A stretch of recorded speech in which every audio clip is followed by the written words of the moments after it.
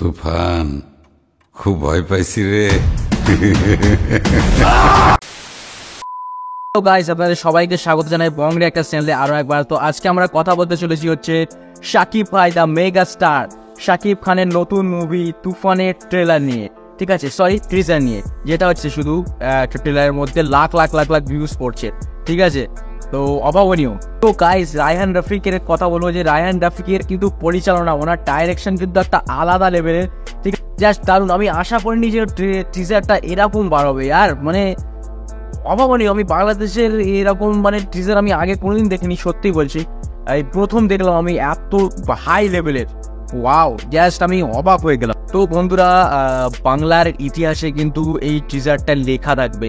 ঠিক আছে, আর এত হিউজ, আর তারপরে আপনার এরকম একটা মুভি তো ফেড়ে দেবে। এটা যদি এটা তো পুরো অল ওভার ইন্ডিয়াতে, অল ওভার বাংলাদেশে, ঠিক আছে, মানে ওয়ার্ল্ড ওয়াইড রিলিজ করছে। তো আপনি শুধু দেখবেন যে মুভিটা কত কালেকশন করে।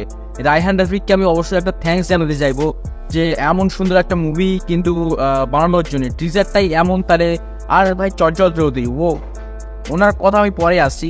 আগে রায়হান রফিকের কথা বলি যে ওনাকে সত্যি আমি ধন্যবাদ জানাই যে এত সুন্দর মুভি মানে উপহার দিচ্ছেন উনি। একটা টিজার দেখে তো আমার মানে দারুণ হাই এক্সপেকটেশন আছে।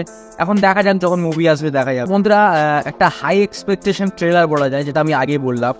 আর যে এবারে বলি হচ্ছে চঞ্চল চৌধুরী। চঞ্চল চৌধুরী আমি ইন্ডিয়া থেকে বলছি যে চঞ্চল চৌধুরী আমি একজন খুব বড় ফ্যান। ঠিক আছে, চঞ্চল চৌধুরী এবং শাকিব ভাইয়ের তো গুজবাম্প এসে যাবে, আমি একদম লিখে দিতে পারি।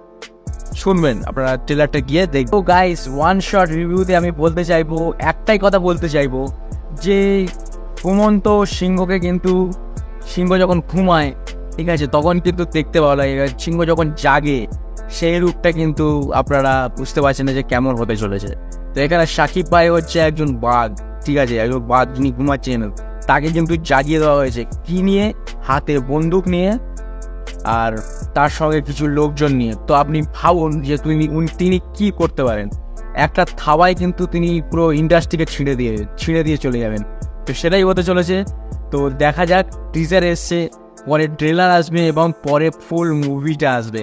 আমি খুব অপেক্ষায় আছি। আমাদের ইন্ডিয়াতে তো অবশ্যই রিলিজ করবে, আপনাদের বাংলাদেশে হয়তো আগে রিলিজ করবে, আমাদের ইন্ডিয়াতে পরে রিলিজ করবে। যখনই হোক মুভিটা অবশ্যই সবাই দেখুন, সবাই দেখবে তো অবশ্যই।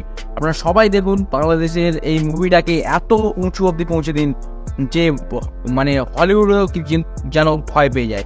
ঠিক আছে, এটাই আমি বলতে চাইবো। আর এটাই আমার ওপিনিয়ন থাকবে যে আপনাদের কাছে, যে আপনারা অবশ্যই টিজারটা দেখুন আর সবাই মজা নিন, এটাই বলবো। ওকে, চলুন বন্ধুরা, আজকের মতো ভিডিও এই অবধি। পরের দিন আমি আবার চলে আসবো নতুন একটা কোনো রিয়াকশন রিভিউ ভিডিওর সাথে। আর আপনাদের কেমন লাগলো ভিডিও অবশ্যই লাইক করে জানাবেন এবং কমেন্টে জানাতে ভুলবেন না যে আপনাদের কী বিষয়ে রিয়াকশন চাই বা কী বিষয়ে রিভিউ চাই। ওকে, তো আমি সব বানিয়ে দেবো।